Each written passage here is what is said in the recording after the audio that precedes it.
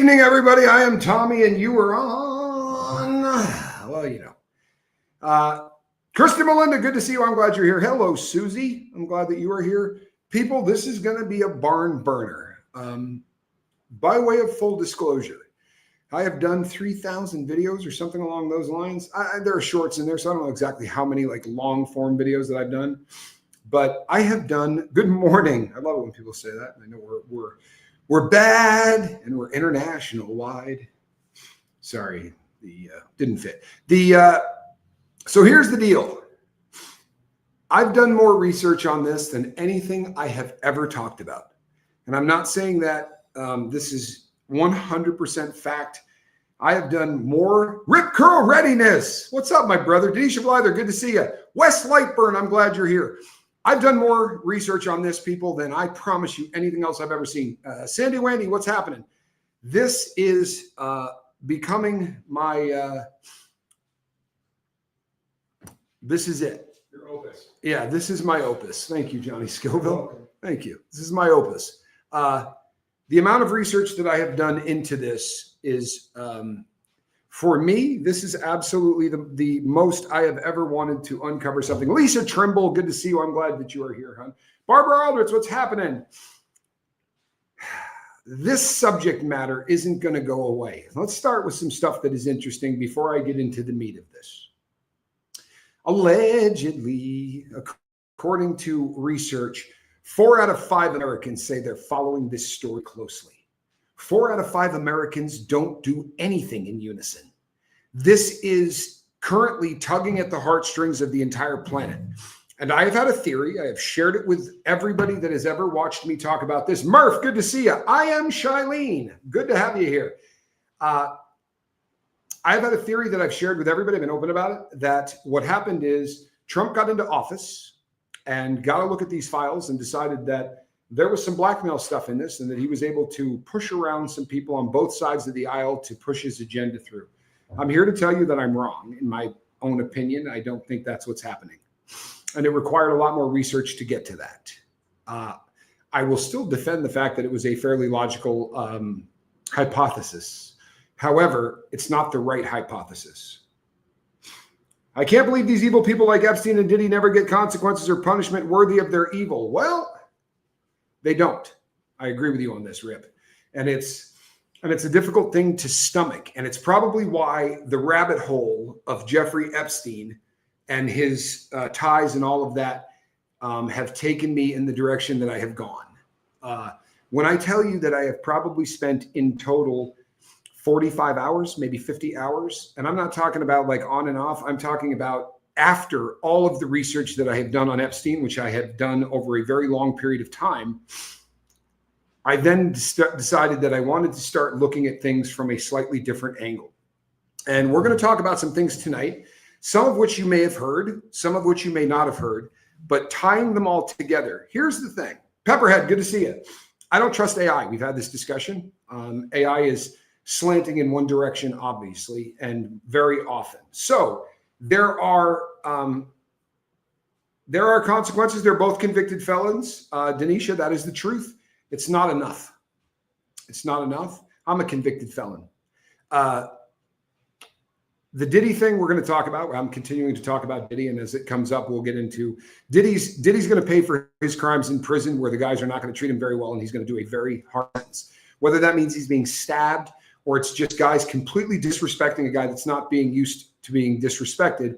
Either way, the next 4 years of his life, 3 years of his life, 8 years of his life, it just depends on how this goes down, are all going to suck.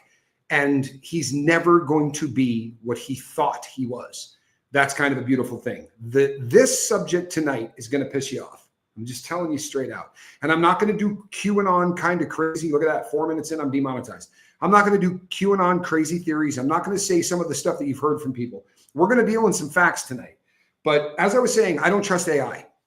However, there are things, if you use 5 AI models and ask them all to do the same thing, you get a pretty good idea of the factual stuff, because they have to give you sources of where they get this stuff from. And then you can chase down the sources or whatever. That's not kind of how I like to do the research.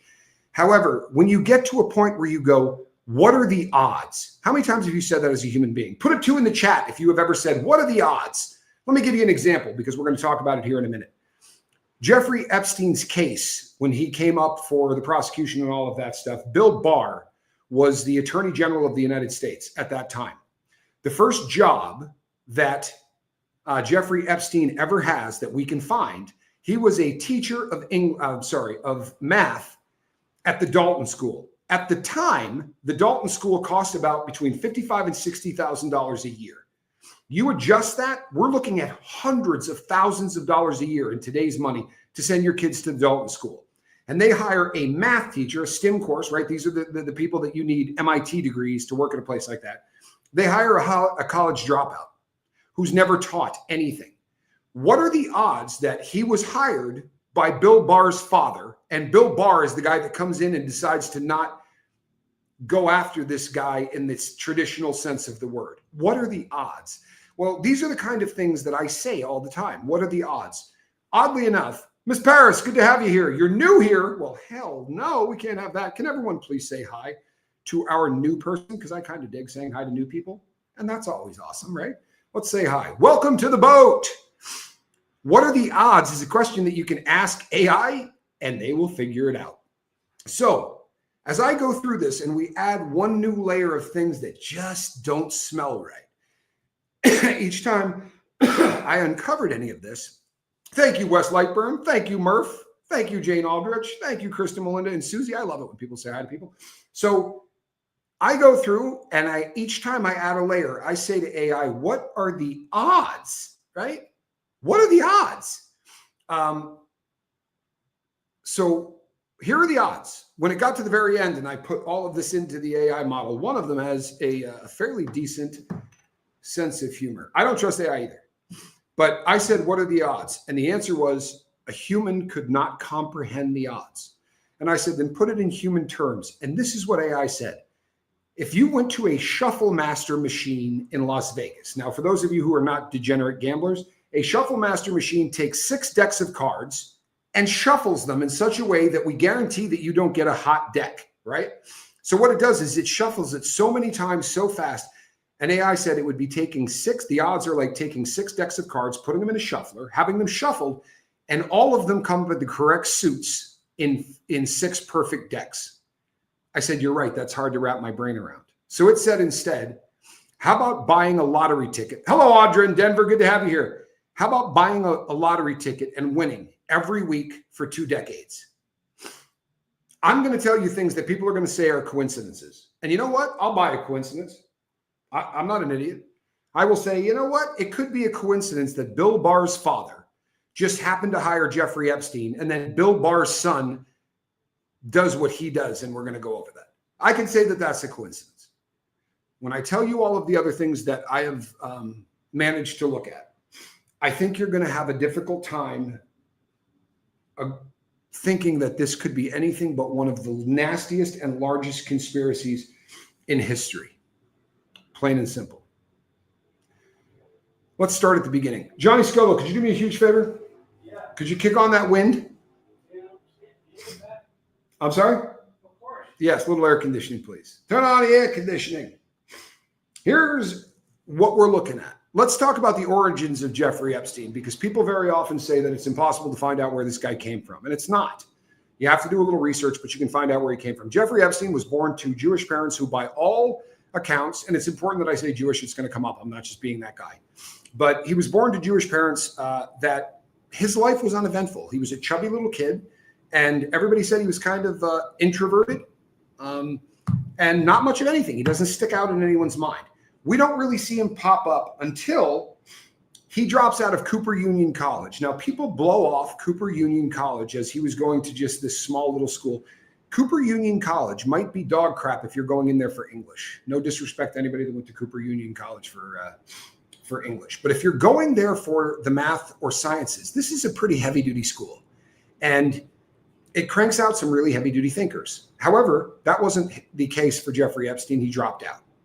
Then he gets hired at the Dalton Elite New York City Prep School under Donald Barr. This is Attorney General Bob Barr's father, right? Not Bob. What was Bob? See, I got Donald and then But his son is later to become the Attorney General of the United States. Coincidence? Very well might be. But we're going to talk about it because I'm not going to hype this up. I'm not going to do QAnon. I'm just going to tell you the facts. But when you start to layer the facts, the probabilities, the game theory concepts, the chance that all of these things are just coincidences, start getting to the point where it requires shuffling 6 decks of cards that then come back to the exact same way that you put them into a machine, or buying a lottery ticket and hitting every single week for 2 decades. This stuff gets compounded to a level that nobody with critical thinking can say, yeah, these are coincidences. And I'm all about coincidences, being honest, and all of that jazz. He is not at the Dalton School for a long period of time. There's a couple of reasons for that. If you read and do some research, I've said in the past that there was a lot of reasons that they got rid of him. But I didn't bother actually doing the research to find out what these reasons are. The one that I mentioned, because it fit my narrative, was he showed up at a couple of high school parties with girls there. Well, here's the thing. He was young. The dude was like 21 years old. He was barely old enough to buy booze when they hired him there. Again, does this make sense? This is the most prestigious prep school on the East Coast. And you hire a guy who's 21 years old, who's a college dropout, who's never taught anybody. I don't know. Now, when I did a bunch more research, Donald Barr hired some other, Bill Barr is his son. He hired some other people that were questionable. However, you could almost justify the other questionable hires. And what I mean by that is he would hire other people that didn't have college degrees, but they tended to teach in the arts, right? They tended to teach not science. The first really non-traditional hire that he ever had in the sciences and the maths was Jeffrey Epstein. Jeffrey Epstein would show up at school with a shirt that was unbuttoned down to here with his chest hair hanging out. He would show up wearing a full-length fur coat. All of the students talked about this. You got any idea what a full-length fur coat costs in this time? I find that peculiar for a guy that dropped out of college. However, he wore it to school every day. He also graded people based on their looks. This was one of the complaints. The girls that were very attractive to Jeffrey Epstein got very good grades, a lot of them without having to hand in work. That's a problem. He got fired from this. Now, put a 2 in the chat if you've ever been fired. Hello, Just Joan. Put a deuce in the chat if you've ever been fired from a job for doing something you shouldn't. Right? Not trying to out anybody, but most of us have done something stupid and got fired for it in our life. And it's normally not a launching pad to a better career, right? Normally when you get fired for doing something stupid, it puts a stain on the resume, so to speak. You're going to see a pattern throughout this, and I'm going to point it out ahead of time. You're going to see a pattern where every single time this dude gets fired, he falls into a bucket of shit and he comes out smelling like a rose. This starts to get a little stinky. During the time that he was there, he met a couple of parents that seemed to really dig him, and he got a job at Bear Stearns. Bear Stearns at the time, you may not remember Bear Stearns if you're a youngin', but if you're old enough, you'll remember Bear Stearns because they were a behemoth in investing. And what was he hired for? Well, he was hired to be a trader. If you know anything about this, this means you execute trades. It's not a tough concept. This means that you buy and sell stock, or perhaps you buy and sell commodities, things like gold and silver, pork bellies, grain, wheat. You bet on whether or not something is going to go up or down. You can bet either way. Traders have to file paperwork, and those trades can be traced. This man, there is not one, literally, I did this for probably 3 hours. You cannot find one example of Jeffrey Epstein making a trade on behalf of anybody but himself.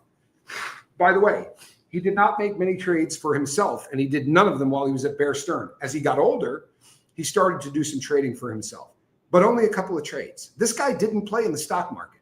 Maybe he was a genius, knew a lot about it, but he sure as hell wasn't executing any trades, which is odd, right? He got fired from Bear Stearns. Why? Well, for violating the Act of 1933. This is called insider trading. By the way, I've been in trouble for this. They don't have a great sense of humor about it unless you're a politician. If you get caught violating the act, right, of the what changed the laws so that you couldn't do insider trading, you couldn't do any of these kind of things that were done prior to the 30s, then they're going to prosecute you. But he didn't get prosecuted. And you might want to put a little star next to that, because this is the first time that Jeffrey Epstein really sure as hell should have been prosecuted for something. Instead, he got fired under disgrace, by the way, because if you are fired for insider trading on Wall Street, getting your next job, you got a better chance of crapping a 5-carat Tiffany stone, right, a diamond, than getting a job after the Securities and Exchange Commission has painted you as a criminal. It is a very bad thing. So when you have the ability to trade stock, you have to get something called a Series 7 license. I actually had at one time in my life a Series 7 license. If you screw up, the next place is not going to hire you, because you bring with you the Securities and Exchange Commission. Once you have violated the act, they're going to watch every trade you do. David, good to see you. Archie's mom, hello. They are going to follow every single trade that you do, not something you want from your traders. Don't bring your garbage to my business. Didn't work out to be too much of a problem, because one of the next people that he decided to work for, and I know people are going to go, Les Wexner, because that's what everyone else says. But no, that's not who his next gig was. His next gig was Adnan Khashoggi. Put a deuce in the chat if you're old enough to remember who that is. Laura Christian, good to see you. You may remember his kid. They changed the last name and started calling him Khashoggi. His kid was murdered in an embassy about, 5 years ago, something like that. I believe in Saudi Arabia. Now, Jeffrey Epstein was working for his father. If you remember who Adnan Khashoggi is, then you will remember that he was the biggest arms dealer on planet Earth. This man bought and sold weapons to countries. You can't go to the United States and go, hey, how you fixed for Tomahawk cruise missiles? I'm kind of trying to sell some to Iran. So arm dealers, by their very nature, are breaking the law, right? You can't be an arms dealer unless you maybe work for a company that sells arms. Israeli Industries, they sell arms. You could be working for one of the big contractors in the United States. We were talking about one the other night when we were talking about Robert Kennedy. You could be working for the people at Skunk Works, right? They sell an awful lot of stuff. Raytheon sells an awful lot of stuff. This isn't what was happening. This dude would go into countries that kind of went out of business and buy up as much military hardware as he could get his hands on, and then sell it illegally to countries without the embargoes and bans that the rest of the world has to deal with. And he hires Jeffrey Epstein to work for him. Why? Because allegedly, and this is allegedly, you can't prove this kind of stuff. However, I found 9 different people that said that what he did at Bear Stearns was move money in ways that people couldn't find. Now, in today's day and age, when you move money, you're not moving money. You're moving bits in a computer. Keep in mind, this is pre all of that garbage. So Jeffrey Epstein had to fly around the world and then very often carry huge sums of money, or he had to wire money to accounts that were fake and set up through, shell companies and do all this. But he was a master, allegedly, of moving cash that people didn't know about. So why would Adnan Khashoggi, an arms dealer, hire a guy that could move cash illegally? You don't need a PhD to figure this one out. Taylor, good to see you. This guy needed large amounts of money because Adnan Khashoggi at one point, there was an article written about him when I was a kid. I didn't have to research this one. I read it. They said if you sold everything in his living room, 4 or 5 American families could live for the rest of their lives on the money. And he didn't mean the family. He meant the next generation and the next generation. He had a living room where everything in it was made of gold. Wrap your dome around that. The walls were covered in gold. The chairs were made of gold. This dude made money. In fact, Forbes did an article on him once and said, we can't really know who the 500 richest people in America are because there are people like Adnan Khashoggi whose income is completely unverifiable. They do estimate, right? Now, this is in 1980s money, but they estimate that just the Iran-Contra affair, he probably made about $500 million on. That's $500 million. They weren't talking about billions of dollars in terms of people's wealth in the 80s. That is a new phenomenon, right? But this guy made $500 million on one deal. How do you move all that money? Well, you call Jeffrey Epstein. So Jeffrey Epstein, when they raided his New York house, he had a passport. It was Austrian. The Austrian passport said that he lived in Saudi Arabia, and he traveled extensively on this fake passport. Now, as many of you know, I am a retired criminal. Let me tell you something about fake passports. They come in a couple of varieties. One you can buy in Mexico for $600. God bless you if you try to use it at an airport or a border or a cop, because they're garbage. To get one that is going to pass the scrutiny of an airport, there's only two ways you get it. You pay off an official who actually issues passports. 25 to 50K, they estimate that one of those would go for at that time. God only knows what it would go for now.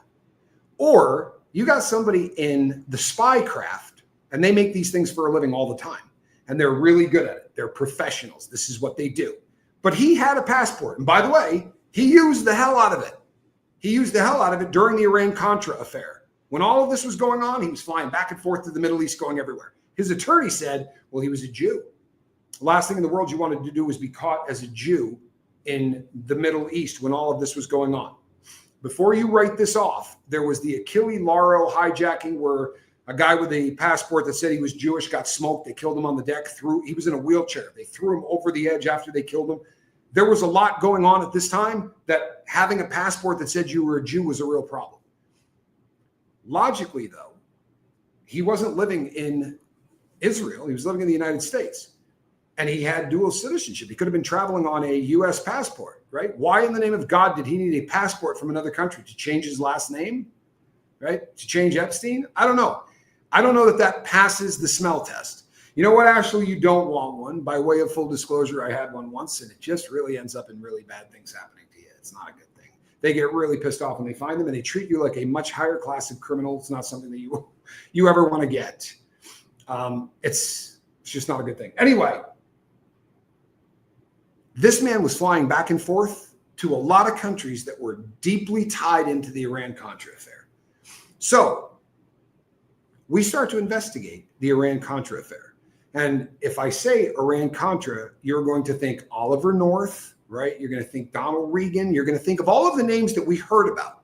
Adnan Khashoggi was wildly wrapped up in the Iran-Contra affair, right? And he wasn't a bad guy, according to America. You see, America couldn't sell arms to Iran because we were technically wild enemies with Iran.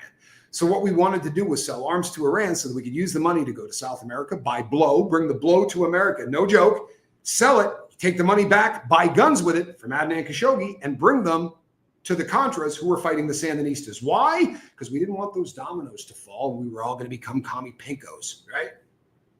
Doesn't smell right. However, this is what happened. Now, how do you investigate Adnan Khashoggi and not figure out, boy, I left for a year and a half overseas, come back and you change your name. Took me a couple of days to find you, Todd. Well, I'm glad you found us and welcome back.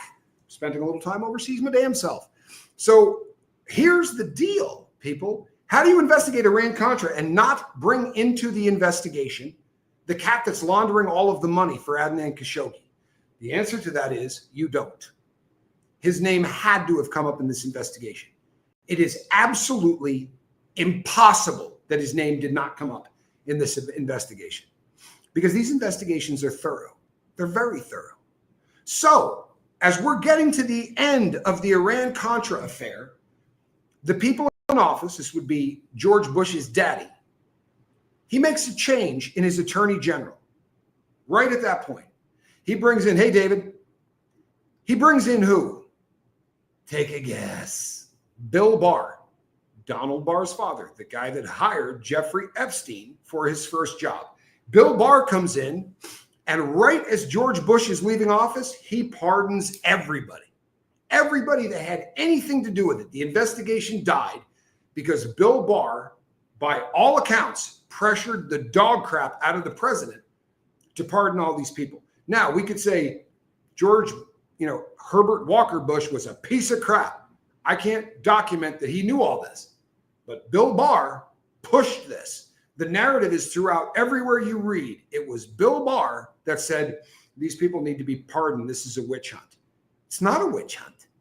It wasn't a witch hunt. We were doing some foul stuff, right, in South America and using guns that we were selling to our enemies, including shoulder-fired rockets. Now, they weren't U.S. because they would be traced back to us. So Adnan Khashoggi was buying Stingers, which admittedly were garbage. They were dog shit. He was buying these out of the Soviet Union and he was selling them to our enemy to take the cash to buy blow, to turn into crack, to send back down there in guns. You guys probably saw the movie, right? Tom Cruise was the main character. That movie is not fiction. That movie is based completely in fact. And it's pretty sad that this is what we came to. But it blows up. So Adnan Khashoggi no longer wants to have anything to do with Jeffrey Epstein. Jeffrey Epstein doesn't want to have anything to do with Adnan Khashoggi. So once again, this cat gets fired from what he was doing. Third time. Now, staying on his reputation. He was working for an effing arms dealer. Staying on his reputation, he's not going to get another job, right? But he does. He gets another job with Towers Financial from 1987 to 1993. Epstein, as the COO, right, the Chief Operating Officer, it was a $475 million fraud case, or what we like to call a Ponzi scheme. A lot of people don't understand the concept of a Ponzi scheme. Here's the easiest way that I can explain it. You're using nothing but money. There's no product. There's no anything. So people are investing in you. And when someone goes, hey, I don't get paid out on this, I use your money to pay that dude. And the problem with that is the last guy to the party is going to get screwed. In fact, the last couple of hundred guys to the party are going to get screwed unless you're Bernie Madoff. And then tens of thousands of people that got there late are going to get screwed. But it's when you're not really doing anything but shuffling money around and making it look like you have a business. That's a Ponzi scheme. This is not a theory. Towers Financial got prosecuted. This was a massive scandal, $475 million in the 90s, early 90s. This was a lot of money. The cat that was in this was a guy named Hoffenberg. Hoffenberg got convicted and went to prison for this. He did 18 years out of 20. But his partner, Jeffrey Epstein, takes off, no charges. Not a one. Now, when Hoffenberg went in there, did he soldier up like a good convict? Hell no. He said, I didn't even come up with this idea.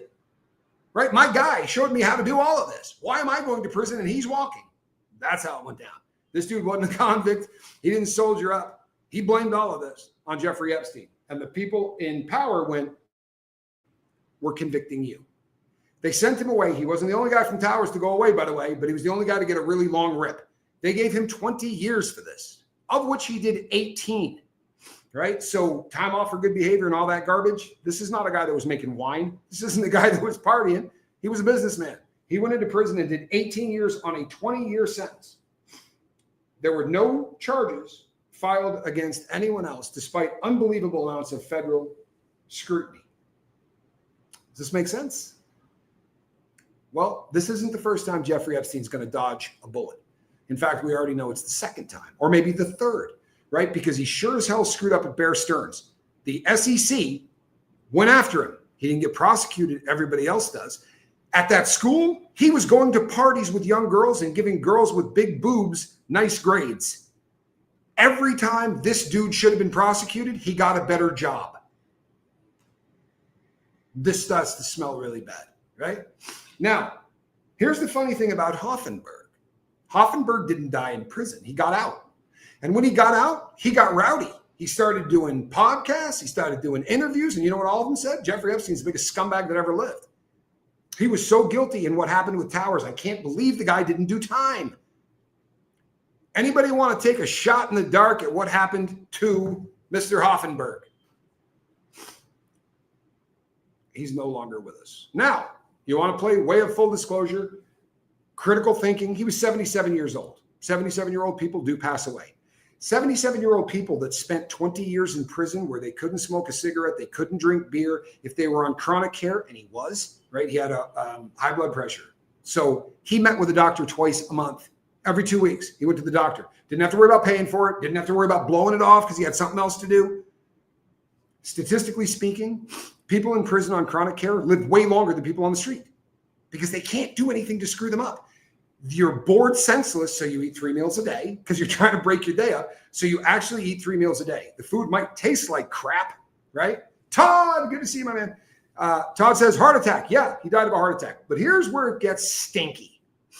He died of a heart attack in a one-bedroom apartment in Connecticut, which is odd for a guy that had that much money going in. Didn't stop everybody else from leaving prison and having tons of money, but he was in a one-bedroom apartment. They said the one-bedroom apartment didn't have the air conditioning on. and he was found 7 days later. They could not identify him by looking at his face. I'm not trying to bum anybody out, okay? But I worked a crime scene as an EMT. I worked a suicide where a guy had taken his own life, and he did it with pills. He left a note. It's pretty obvious that, but his family identified him by a picture of his face in Houston, Texas, in a apartment that didn't have air conditioning on day 13. Do people blow up? Did ugly things start happening? Absolutely. But I started asking AI, how many times after 7 days do you have to go to dental records? It said it's unheard of. It's unheard of. Unless they're found outside, unless they're found in a desert where big animals have a shot at them, they have to identify them with dental records. Doesn't prove anything, but it stinks. Then they said, we don't see any foul play, but we're awaiting a toxicology report. I got news for you. We're still awaiting the toxicology report. A decade and change later. Why did they not release the toxicology report? Why did the entire investigation go like this and just shut down? No more information came out. It just went to, he died. The dental records prove it's him. Coincidence? It could be. It absolutely could be. I'm not telling you it's not. I'm telling you, you could identify a guy after 7 days in his apartment being dead by a picture of his face. His family would say, yeah, that's him. Oddly enough, a victim that had been allegedly molested by Jeffrey Epstein was the person that called the police and said, I want to do a welfare check on this guy, because she had been talking to him every single day. She also said he was incredibly healthy. He was spry. For a guy his age, he looked like he was going to live forever. Doesn't prove anything, but it certainly makes you take pause. And when you back up and you go, he didn't get prosecuted for being a pedo in a school that was acting like a freak and going to parties for high schoolers and bringing booze. He didn't get prosecuted by the Securities and Exchange Commission. He just got to resign.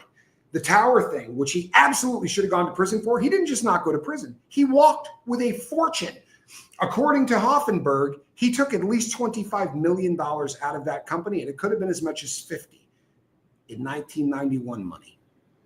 It's a very different amount of cash than it is now. How about the odds that a guy that gets fired from Bear Stearns within his first year, by the way, at Bear Stearns, he was made a partner, a limited partner within the first year, without ever trading a stock, a bond, a commodity. There is not one example of this guy trading any stocks, any bonds, anything. He worked for a Jewish man at that company. If I sound racist, I'm not. We're going to tie all this in.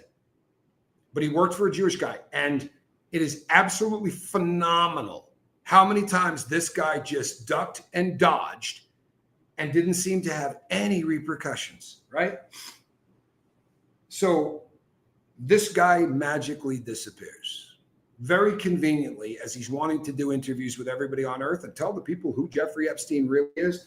Could be just a convenient death. There's a bunch of them. We're going to go over them. There's a lot of convenient deaths in this. So 2005, a Florida probe, right? Fast forward. Now, what has he been doing all this time?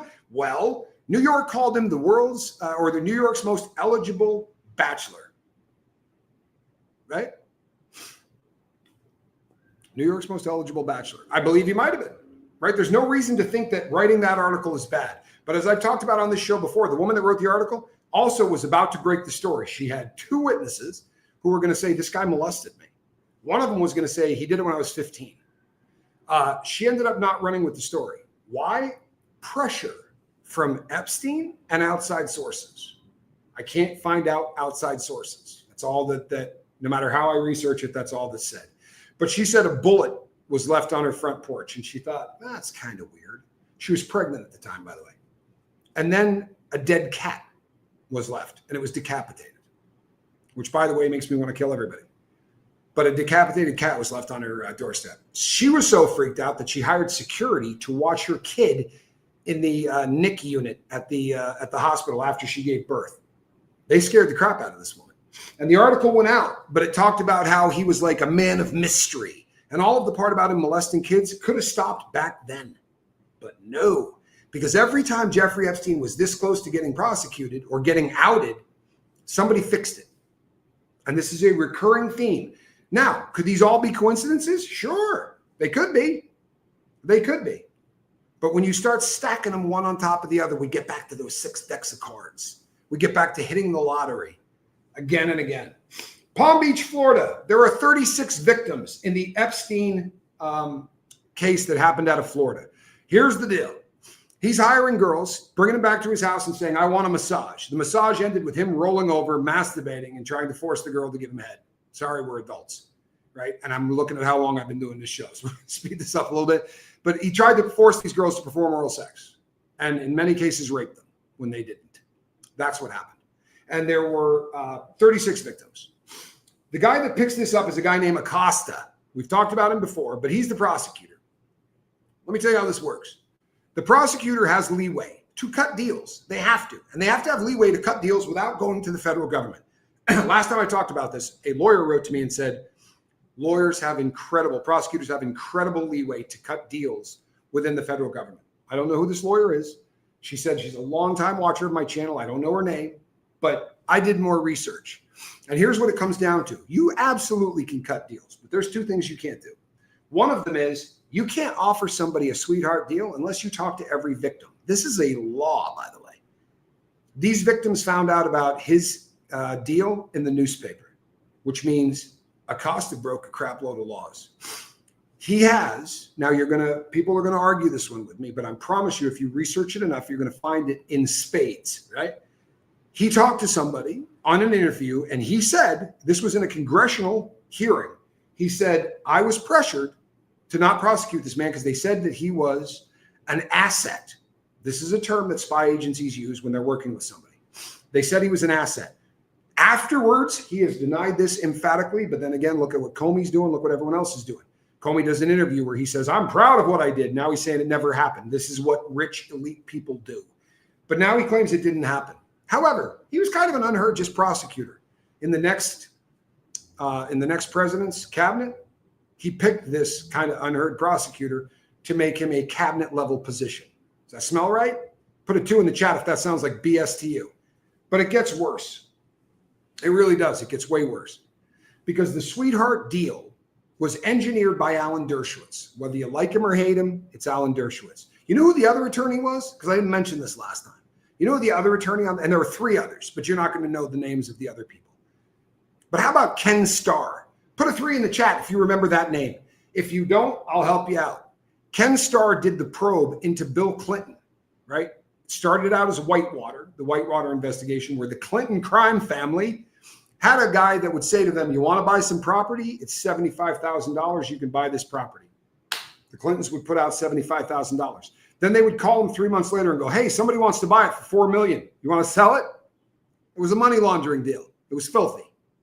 I ain't mad at him, right? I was a criminal once, but I also wasn't the president, right? Or a governor at the time. But this is how they were making money. They're a crime family. I can prove it to you by the end. It's going to bum you out. But they're a crime family, plain and simple, right? They're scumbags. But Ken Starr, this is not a conflict of interest. This is not a conflict of interest. How can you represent the government of the United States as a special counsel and then get hired by somebody that is then going to work with all of those people? Ken Starr knew everybody, all of them, first name basis, interviewed them, talked to them. Well, it's not a conflict of interest. It's not. I researched the crap out of that. No, in America, this is completely legitimate. You just can't do it while you're in office. Nice, right? Nice. Alan Dershowitz, bumming a lot of people out. Alan Dershowitz has written some really foul papers. He has had a lot of opinions about that we should drop the age of consent. That's not something you hear a lot of people talk about. Alan Dershowitz has. And they're whitewashing the crap out of this. He says, I've never been to that island. He's been to that island a lot. Sorry, the flight logs prove it. Spent a lot of time hanging out with this dude. But this Florida probe gives a pedophile complete and utter blanket immunity in the feds. Where he was going, he could probably get up to 10 or 13 years for his crime. In the feds, this carried life. Life. Seizure of all of his assets, and they gave him immunity. You go, well, that happens, Tommy. Maybe he had some information to give him. They gave him immunity. And any co-conspirator, named or unnamed, think about that verbiage. So a guy comes out 5 years later and they go, yeah, he was banging kids. Well, he's a co-conspirator of Jeffrey Epstein. We can't prosecute him. This isn't a sweetheart deal, folks. This is treason. This is not a sweetheart deal. Sweetheart deals, the reason they always say that is they say that he did weekends. He didn't. He had to be in there at night, but he could leave all day and do whatever he wants. Now, inmates that were in there said he didn't come half of the days to come back. This isn't normal. He's a sex offender at this point. Sex offenders can't go to camps. Sex offenders can't do work release. This guy could leave every day and go do whatever he wanted and come back as a sex offender convicted of 36 victims. It was over in about 13 months. This isn't a sweetheart deal. This is absolutely a conspiracy to the highest levels. And I'll tell you why I say that. Because Acosta, in order to stand down, he would have to get permission from someone above him to say, we're going to give him a deal and we're not going to tell any of the victims. Number one, even the president couldn't legally tell you could do that. But who gave him permission to back off? There's only two people that could. The president of the United States, or at the time, his attorney general. Now, you want to hate a political party? Hate them both. Hate them both. Because they're all thick as shit in this. From Bush all the way to Trump, everybody has protected this dude. I'm going to ask you why later, and I promise you it's going to make sense to you. I promise it is. Acosta's intelligence said this guy was protected by spooks, right? He was protected by spies. And maybe not one agency, maybe multiple. This was his words. Now he's backpedaling as fast as humanly possible. But we're going to fast forward here real quick. And then I'm going to come back and I'll give you the rest of it. In fact, we'll do it this way. Jeffrey Epstein committed suicide in MDC, Brooklyn, right? He hung himself. When you hang yourself, there's two ways that you die. It's not a pleasant conversation, but we have to have it. One of the ways is you're going to break your neck, right? That usually requires a chair. You hang yourself from a ceiling, you jump, and it snaps the neck. It's over fairly quick. When they use hanging by execution, there's a reason there's a trap door. There's a reason they let the people fall, usually on average 4 to 6 feet. It guarantees a broken neck. By breaking the neck, it is supposed to be more humane. Jeffrey Epstein hung himself, allegedly, from his bunk using part of a sheet. Now, I've talked about this multiple times on my channel, but the sheets that he had shouldn't have been in his cell anyway. If he was on suicide watch, he wouldn't have had any of those. However, screw all that. If he was on regular GP, but in the segregated housing unit, he would have one sheet, one blanket, one pillow. He had everything he wanted in there. It looked like the laundry. But here's where it starts getting really effed up, right? His hyoid bone was broken. Now, put a deuce in the chat if you're a true crime nut and you know exactly what I'm talking about. We have a bone that literally kind of floats in here, and when somebody chokes you, it gets broken. It does not get broken when someone hangs themselves. It just doesn't happen. Tommy Bird, good to see you. It just doesn't happen. So the odds, according to everybody who went to school a lot longer than this burnout did, said he had to have been choked. You can't break your hyoid bone hanging yourself. You can't. Well, we'll just blow over that. Who cares, right? It's America. We'll just bury this. The question is, who are we burying it for? Who are we burying it for? Now, the people that go, he's not dead. If he wasn't dead, the guy you would put in there in his place probably wouldn't have a broken hyoid bone, right? I mean, this would be a lot. You'd be doing a better job with the autopsy. Let's talk about all of the people that they bought. Well, no, we'll go back to the... So I have said from the beginning, the camera in front of the cell didn't work. Okay, I got an idea. Show us every camera in the facility because somebody had to enter the property. Do you know that they've done this? But they have done one camera showing the front door coming in. So there is something called the Direct Response Team, DIRT, we call them inside. They wear Ninja Turtle suits, so some people do call them the Ninja Turtles. They wear a black face mask. A black helmet with a clear face mask. So if somebody spits on them or throws piss on them or the kind of things that happen in prison, they're protected. They wear knee pads, elbow pads. They're dressed in complete black. They carry shields. They carry tasers. And they go, and they stomp in there like they're a military. They're terrifying. They don't come through the front door because guys look at the front door. So in the SHU, there are at least 2 other ways you can get into that. And they're called dirt hallways. So that when they come in to do a raid that you don't know is coming, they come through doors you're not looking at. They haven't ever discussed this. But here's where it gets disgusting. The two individuals that I've talked about many times, I'm not even going to waste talking about their names. The two cops that were working there was a woman who had 1 year experience and a man who had 6 years experience working for the BOP. They were on that night. They said they didn't call in the count. When you don't call in the count, it immediately triggers a lockdown in the prison because the people in the control center go, the inmates have taken over Unit 7. There's a reason they didn't call in the count. And that reason is the inmates took over the unit. There is no other reason count doesn't get called in. They didn't call it in allegedly twice, 2 times in a row. They didn't count. The reason they said they were looking at the internet. One was looking at buying a bike and the other one was looking at clothing. And then they fell asleep. The shoe is set up like a mother-loving speaker box. Now, I've said this in the past to you guys, but you got to take my word for it. So I pulled up the Bureau of Prisons and looked at the union complaints from staff. The union complaints from staff have gotten so bad about working in the shoe, nobody wants to work there, right? So they've complained so much that they actually went in and did some tests. And they said on average, specifically at night, the noise in there is 80 to 100 decibels on average. That's a rock concert. That's a power drill. That's a jackhammer.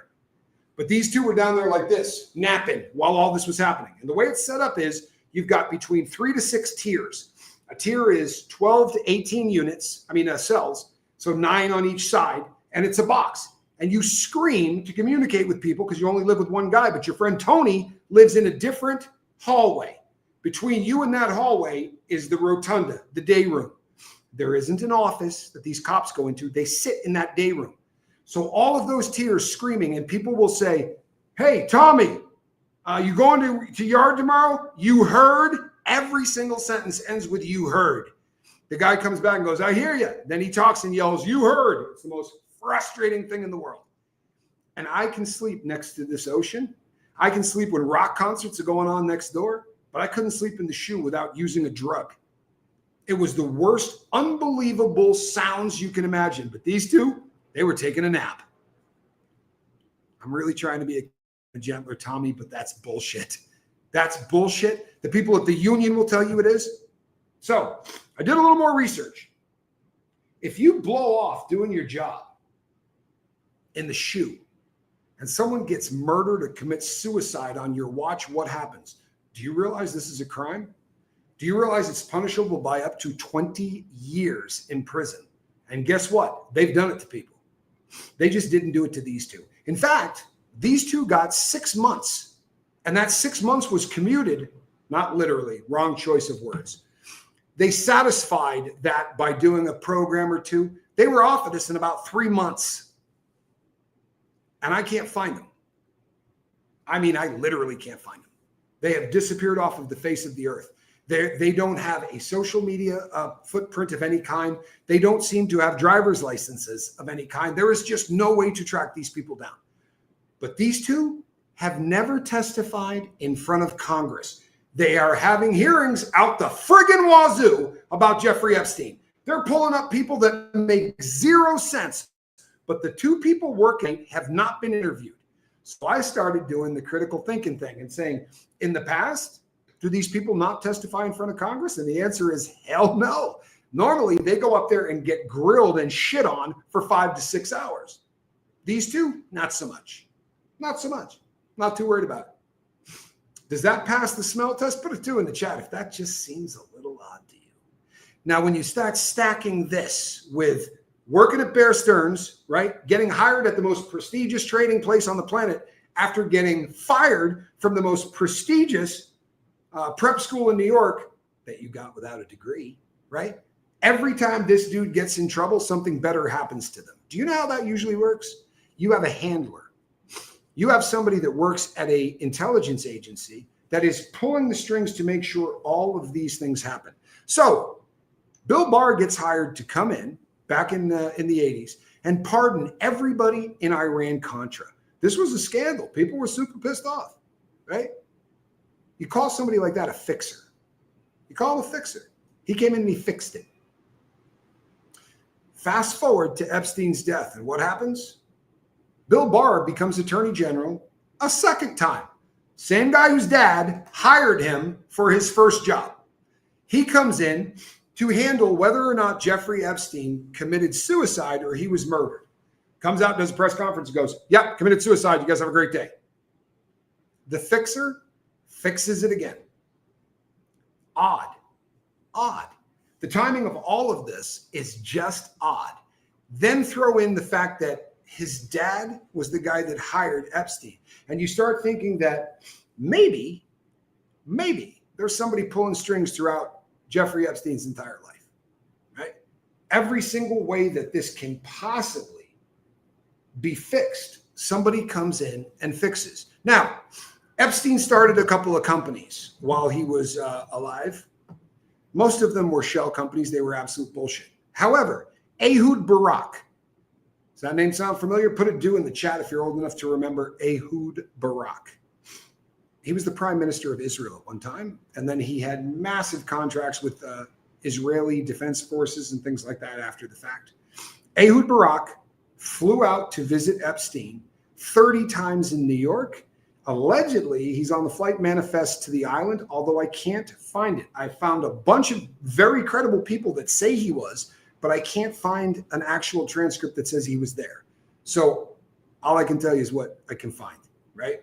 But I absolutely can find without a shadow of a doubt that he visited him in New York 80 times. He said, I didn't know the guy was a pedophile. He had already been convicted of being a pedophile. It had made news all over the entire planet. But a guy that used to run one of the most unbelievable intelligence gathering agencies on planet freaking Earth didn't know this guy was a pedophile. That doesn't pass the smell test. And when you walk into this mansion, there are massage parlors. There are pictures of naked underage chicks on the wall. And right when you walk in the door is a picture of Bill Clinton in Monica Lewinsky's dress, sitting in a chair with his legs crossed.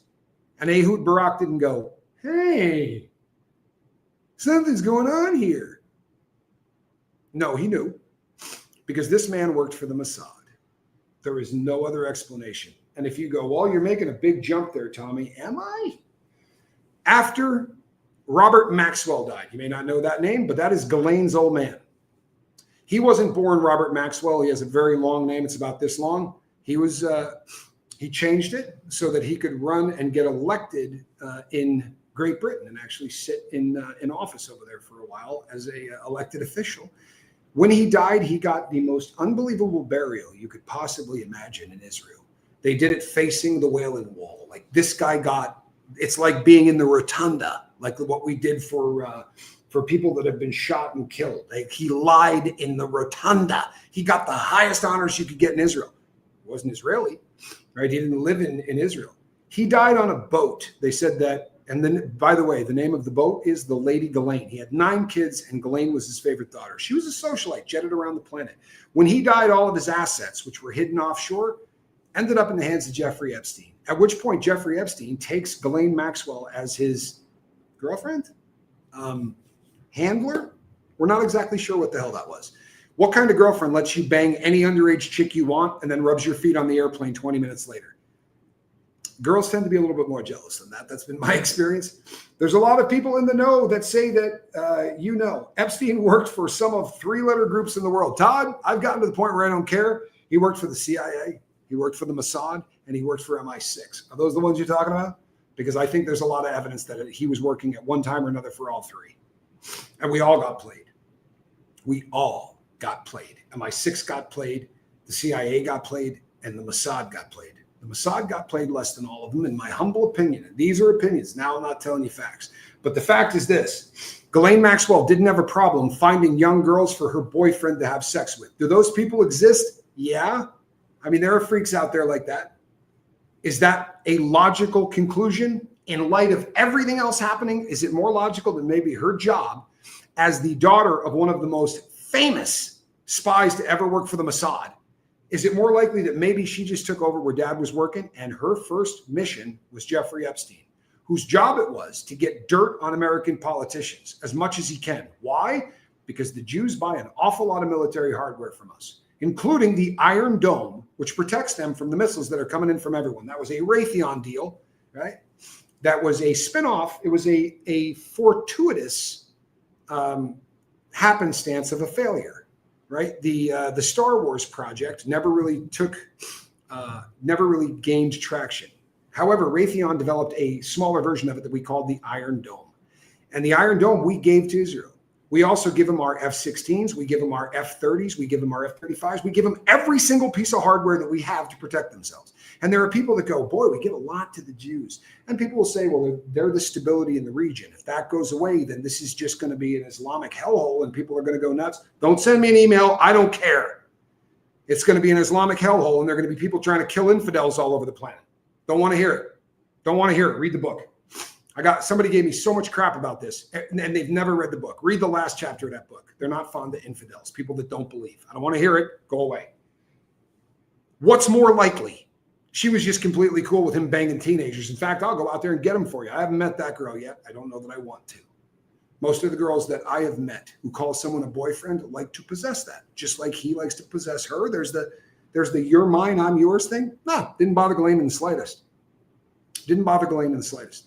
And you know what the best thing is? Ghislaine had been training for this since she was 18. She knew everybody. She knew Prince Andrew. She had already met Donald Trump. She had already met Bill Clinton. In fact, she was so close with the Clintons that she is the person that started the Clinton Global Initiative, right? The charity that the Clintons run, she put it all together. She doesn't even lie about this. She said, no, I set up all the meetings. Bill Clinton flew on that jet that many times. He wasn't going to the island every time, folks. Pull the manifests. Do a little research. He was going to Africa. Now, could he be going to Africa to bang 14-year-old girls? Probably not, in my opinion, because the 14-year-old girls were on the jet. The Lolita Express, we didn't come up with that name after he got busted. Everybody called that jet that while he was alive. Do you know what that means? That means everybody knew what was going on. There was nobody that didn't realize this dude was a pedo. And they just let it keep happening. That doesn't pass the smell test to me. Usually when you know someone's a pedophile, you call the cops. And I bet a lot of people did. But if you call the cops and somebody says to you, we're not prosecuting this, it's way above your pay grade, then what you do is you let it continue. And I promise you that is what happened. Ghislaine Maxwell comes into his life and they start tearing it up. They start really going hard. And obviously Bill Clinton got compromised. If you don't think that painting on the wall says, this guy's my bitch, I don't know what else it could possibly mean. Ehud Barak just thought nothing of it. He literally said that. He goes, I saw it, seemed odd, I didn't care. What? You weren't a guy that worked at 7-Eleven, for God's sakes. You knew Bill Clinton, right? You knew this. None of this passes the smell test. But she gets busted. And the first thing she says is, hey, I had a deal. There's a deal. I can't be prosecuted. She knew about this deal. I can't be prosecuted. You know what the government said? Yeah, that was only in Florida. By the way, that's not how it works. But we double back on everybody. We're scumbags. I mean, I don't think you should make that deal. I don't think you should give anybody immunity. But if you gave them federal immunity, you don't go, I'm giving you federal immunity here, but not here. It's just typical U.S. backing off and changing their mind. Now, for all of you morons, you hear me? Morons who think that the reason that Trump isn't releasing these files is because his name is in them. Barack Obama had these files for 8 years. Knew Trump was on the rise, knew all of this crap was happening, and then Biden had them for 4. If these files had Donald Trump's name in them, they wouldn't have faked an entire Russian collusion. And if you're stupid enough to believe that the Russian collusion was real, then you haven't done 10 seconds of research. In fact, what happened to him, and I don't like him, but what happened to him was sedition. 56 or 57 people that worked in the intelligence community signed off to say that the laptop that the son of the president had was Russian disinformation. They signed off on all of this crap that they knew was a lie. That's called sedition. You tried to overthrow a president. Now, whether you do that with guns or bullshit, it's the exact same thing. And if you still believe that narrative, I'm sorry, whack yourself with a tack hammer. You haven't done 10 seconds of research. Nobody believes the narrative. Nobody. The idiot talking heads don't believe it. They'll keep pumping it to you because they know you'll hear it and go, good people on both sides of the equation. Donald Trump hates people. The next sentence, literally, or the end of the sentence said, of course, I'm not talking about the white supremacists. They don't play that because they know if you just keep giving people dumb sound bites, they'll believe them. I don't like Trump. I don't like Diddy, but I don't think he had tunnels in his basement sacrificing babies, right? Truth matters whether you hate someone or not. I'm not a fan of the guy. Everybody keeps saying to me, yeah, you're a MAGA dude. Man, blow me. I'm a MAGA dude. Get your stuff together.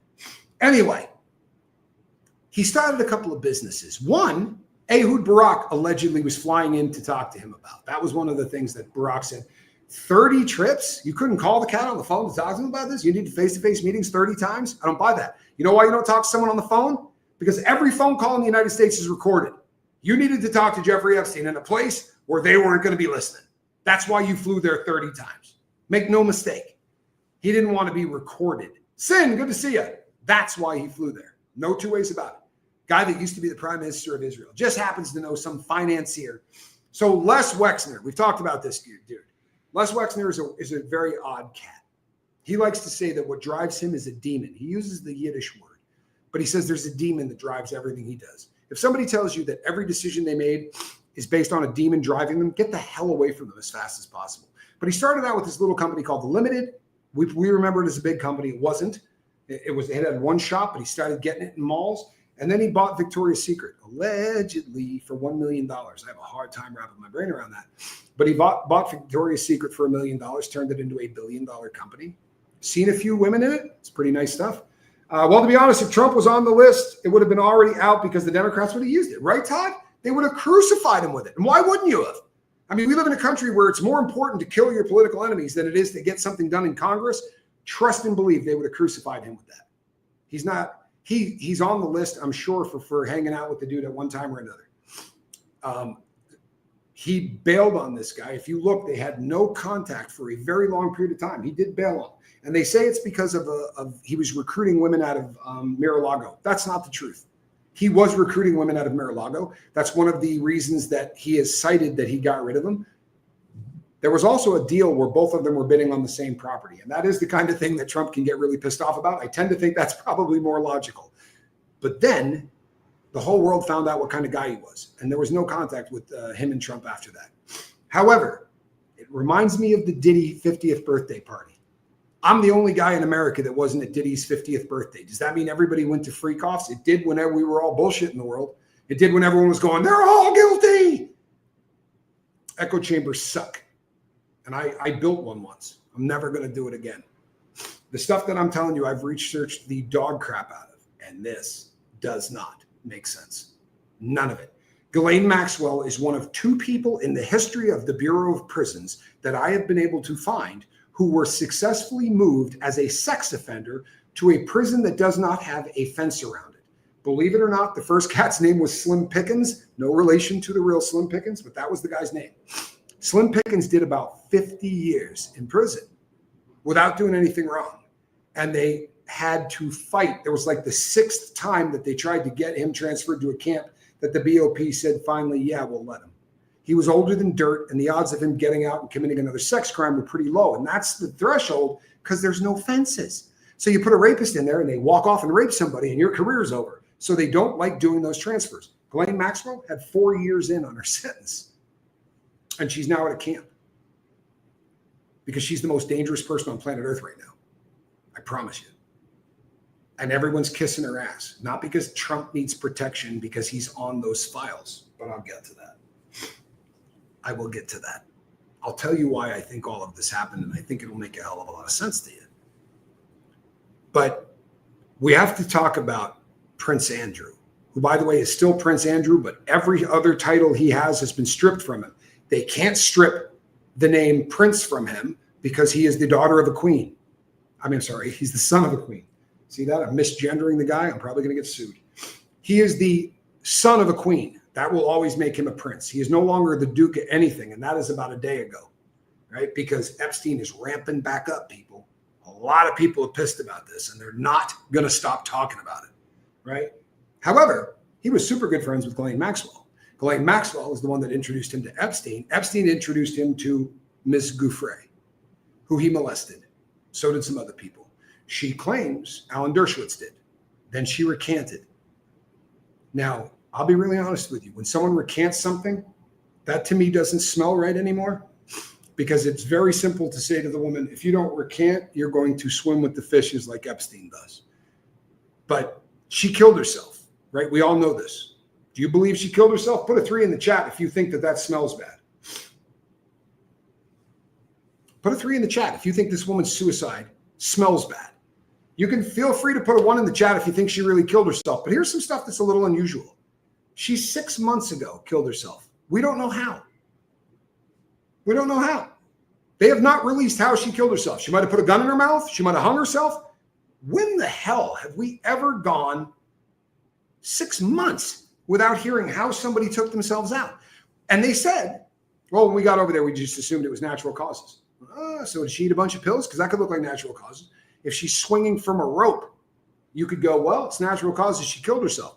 They said that they didn't see anything that made them think that there could be any foul play. Her brother released part of her suicide note. And I want to tell you something. It's this big. And what it said is, we're not going away. The sons and daughters, the brothers and sisters, victims are not going to go away. Our voices could be heard. Does that sound like a suicide note to you? That sounds like a pep rally. Suicide notes sound like this. I can't do this anymore. The pressure has gotten to the point where I can't live. Now, I'll tell you what. She lived with all of that shame. And I know it's not hers, so don't send me an email. But this is what happens to victims. She dealt with the shame. She dealt with guilt. Again, not hers, but she has to deal with that because this is what happens when somebody does this to you as a kid. You feel guilty. How could I not have gotten out of this? What could I have done differently, right? She lived with all of this shit for decades. Then they give her an ungodly amount of money and she decides she wants to take herself out. I'm not buying it. She had a book that had just come out. By all accounts, this woman was not suicidal. She also got very, very sick before then. People say maybe they were trying to poison her. I tend to believe that. Can't prove it, but I don't believe she killed herself. It's a convenient death, kind of like the guy that ran towers. That's a convenient death, right? There was another business that Jeffrey Epstein ran. It was a model scouting agency, or what I like to call a pedo shopping network, right? Jean-Luc Picard, a French dude, was literally buying people. I'm not playing. This has been vetted. He was in countries buying girls. I don't mean, come on, let's be models. He traveled to South America. He traveled to Ukraine. He traveled to the former Soviet Union. You can follow his stamps in his passport. He also found girls that legitimately just wanted to be models, and he brought them so that he and Epstein could molest them. He died in prison or in jail awaiting trial, just like Epstein, died in jail awaiting trial. Anybody want to take a shot in the dark at how this guy died? I'll bet you're going to be shocked. Exactly how Epstein did. Exactly how Epstein did. The only way that he'll lose the thing of Prince is if he denounces his bloodline, moves to another country, and applies for citizenship there, which won't happen. But yes, you're right, Todd. He can absolutely do that. Jean-Luc Picard, Tommy Bird. Jean-Luc Brunel. No, not Jean-Luc Picard. That's a great comment. I needed a little comic relief. That's good stuff. Hold on. Let me get that up there. I thought it was. The captain of the Enterprise would never do that. Jean-Luc Brunel. Did I say Picard? I very well might have. I have that kind of brain, unfortunately. A little damage. Jean-Luc Brunel, after leaving the Enterprise, that's good, man. He was found hung in his cell. Nicky Sanchez. I'm old enough to remember him too. He was found hanging in his cell. Now, here's a really funny thing. I found an article shortly after his death that said his hyoid bone was broken. Now, I found 30 articles afterwards that said there was no truth to that. So, critical thinking, maybe the guy just thought that's a hell of a thing to write in an article and it's going to get me a lot of views. That could be the case. Or maybe somebody did a really good job of reporting and somebody went, you might want to change that. Right? Because you have to start doing the critical thinking thing across the board. Now, let's tie all of this together, shall we? If you go all the way back to Iran-Contra, do you know one of the reasons that Iran-Contra was going on in the first place? If we kept pumping military hardware into Iran and Iraq, nobody looked at Israel. Nobody loved the Iran and Iraq more than Israel did. Now, they're our ally, right? And nobody's a bigger ally. I'm sorry, nobody is. They're a very small country. In fact, there are more Jews in the United States than there are in Israel. This is a fact. I'm not even making that up. So this is a very small country. And there are a lot of people that think they wag the dog. that we jump every time Israel tells us to. And I'm not an anti-Semite. I'm going to get that email tonight, you dirty anti-Semite. By the way, not only do I love the Jewish people, I love the Jewish culture. I like matzo ball soup. I like gefilte fish. I ate kosher for almost my entire prison sentence. I dig the Jews. I am a believer, and I like the history of the Bible. The Jewish Torah is just Genesis, Exodus, Leviticus, right? This is all the same stuff that we read. I love the history of them. I love everything about them. I don't like their Mossad. I don't. By the way, I talk about the book I read all the time.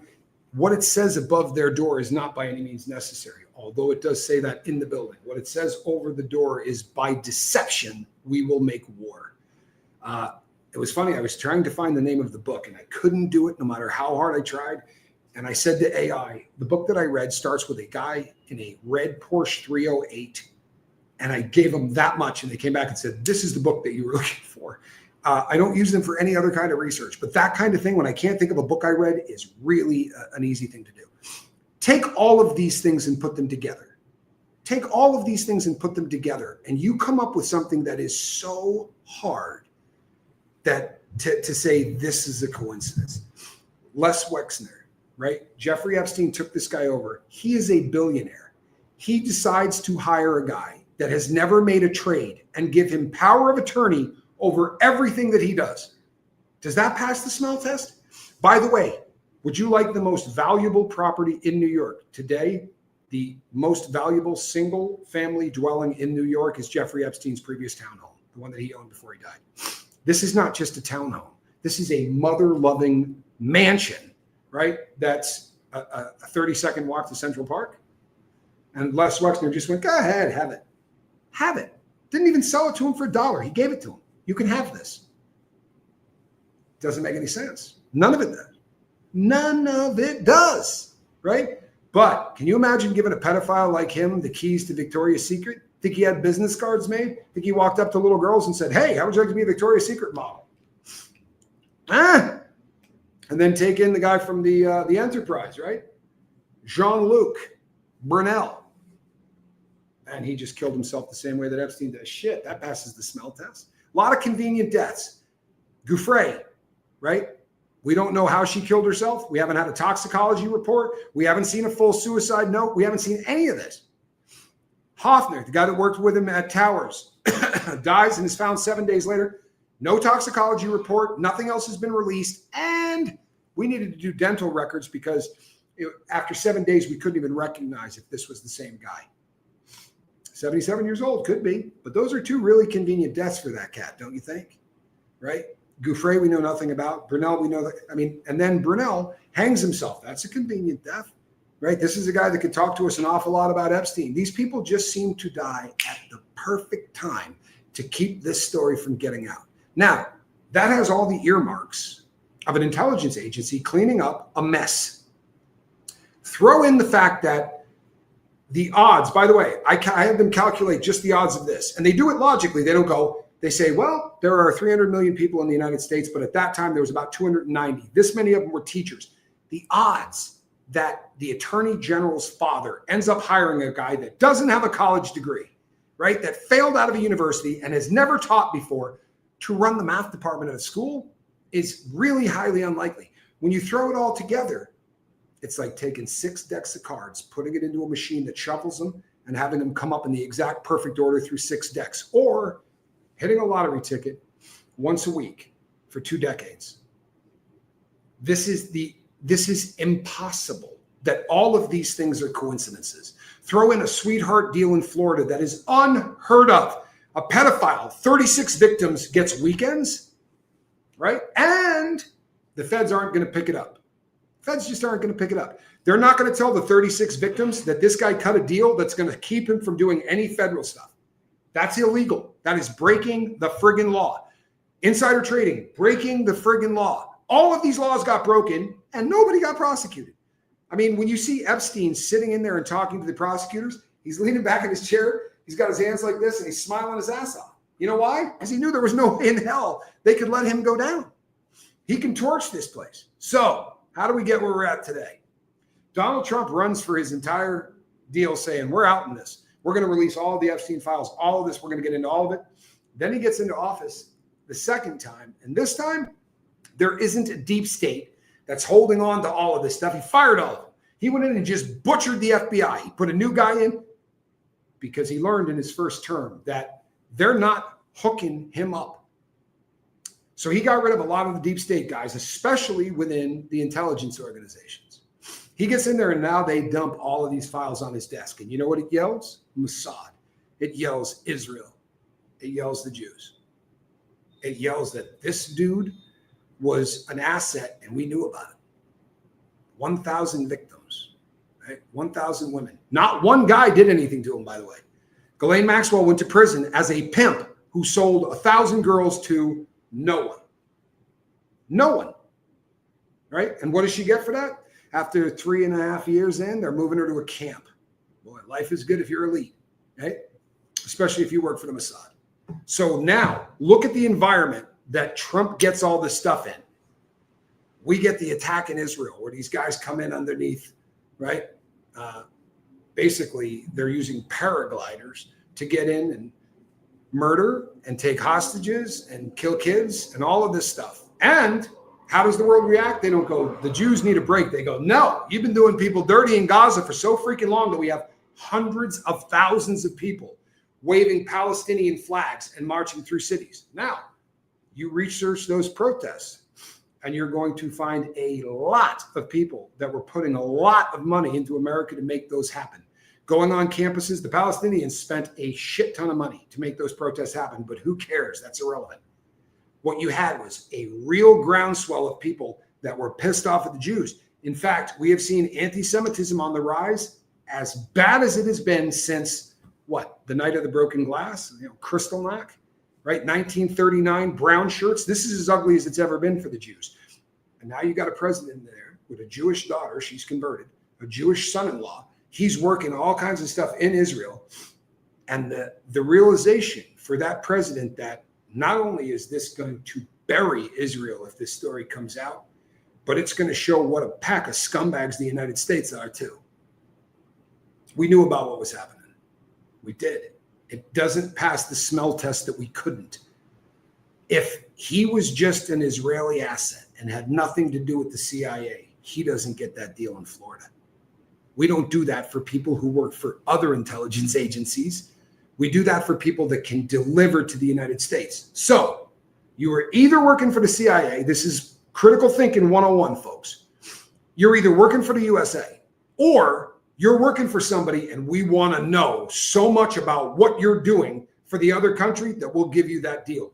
But this wasn't a sweetheart deal. It was treason. It was to the 1,000 victims. Screw you, girls. Who cares? This is for the greater good. That's what that was.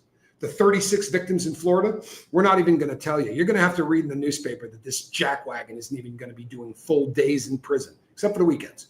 By way of full disclosure, he had to do the weekends in there. Allegedly, he skipped a couple. He also traveled while this was going on. This dude was untouchable. Untouchable. Now, have there been untouchable guys before? Shitloads of them. They just weren't sex offenders. Guys that rape kids don't get deals like this. Do you understand? People that rape kids don't get deals like this. In fact, you can't cut a deal with somebody that does this to kids. If you go in and you say, yeah, I made child porn, they don't go, well, if you give us everybody else that did this, you can walk free. They'll say, if you give everybody else that does this, we'll give you 50 years.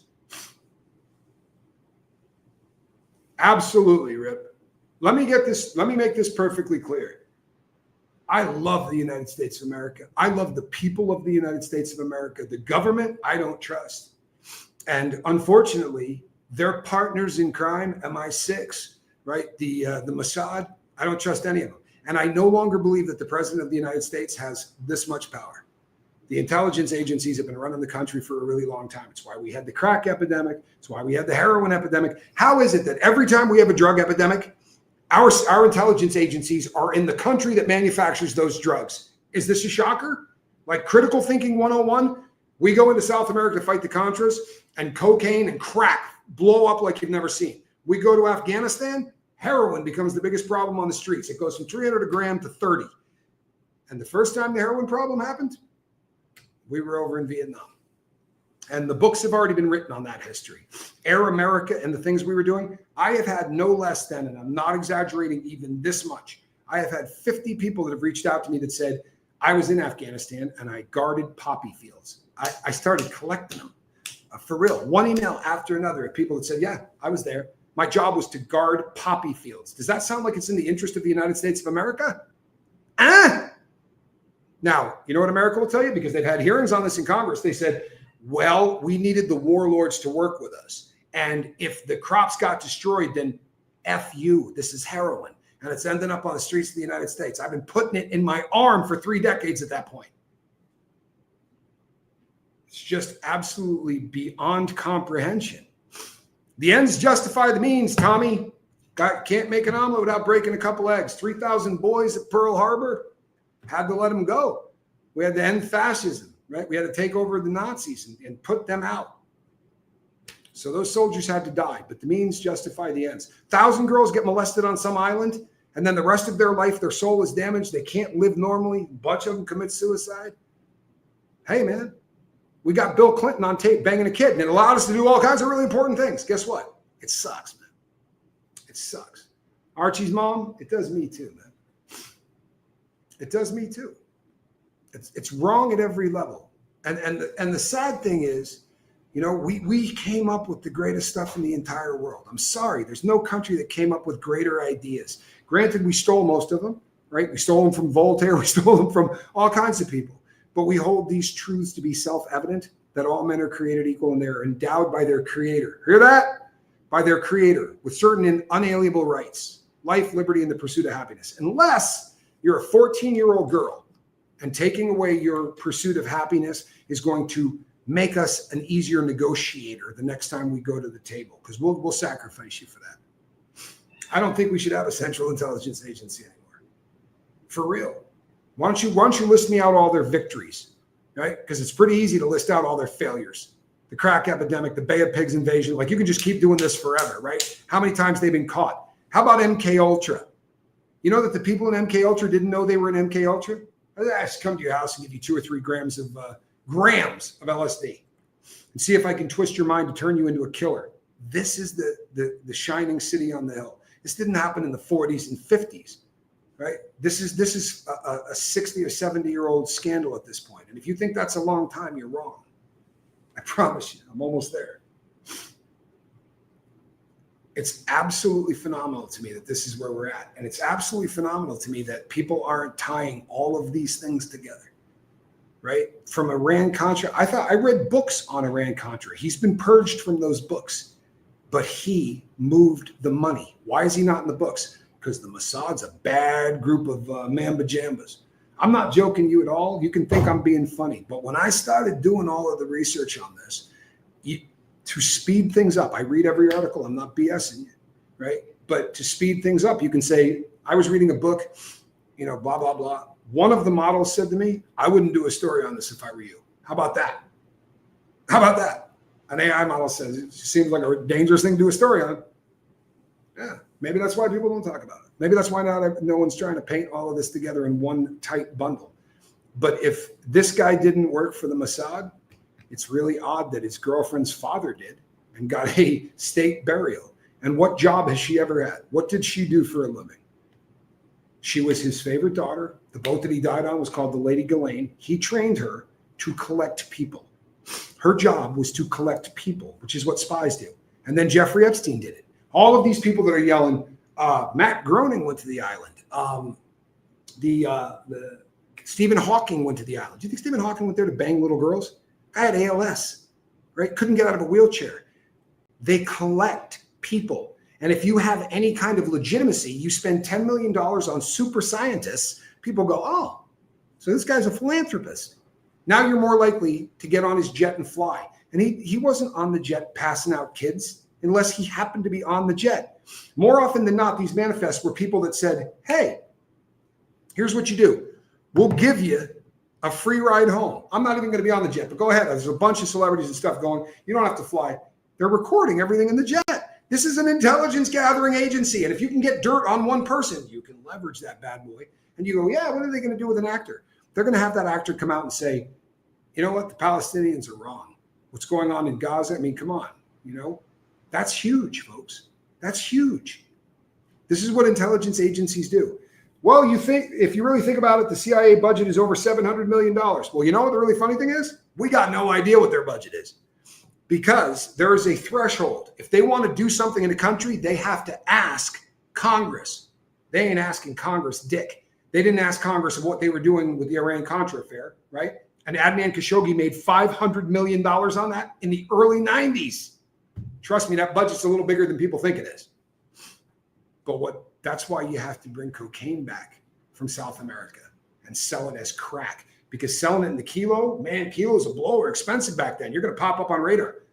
But if you can put that in little 10 rocks and sell it to black folks and maybe enslave them, win-win, right? They're scumbags. There's no getting around that.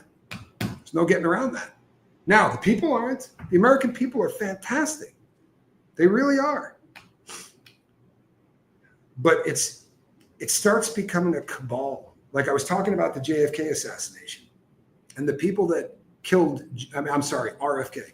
The people that killed RFK wanted the Cold War to continue because there was so much money making all of those nuclear weapons. These people didn't want to lose trillions of dollars over the next 4 decades. Who cares if we accidentally nuke a couple of countries? This is money, right? The military industrial complex. Why do you think Eisenhower's like, yeah, this is bad. This is bad. Eisenhower warned us about this, and we just went do. Because you know what? They used to be really good at making us believe. We waved the flag. And I'm going to get an email in the next 20 minutes that go, this is what the Antifa people are talking about. No, it's not. I promise you it's not. They're just one more group of shitheads that are funded by a different group of shitheads to destabilize America. Because the more you destabilize them, the easier it is to bet against their currency. I promise you that's what's happening. And the people that say to me, hey, free speech, miss me with the free speech thing. Free speech protects you from going to jail for what you say. If you hit someone with a stick at a protest, that's not free speech, it's assault, right? If this doesn't make sense to you, get that tack hammer. By the way, let me show you something real quick. You know what that is? That is a cat. Where is she? Come on. Squirrel Nut Zipper. Can you look at the camera for the love of God? There's my girl.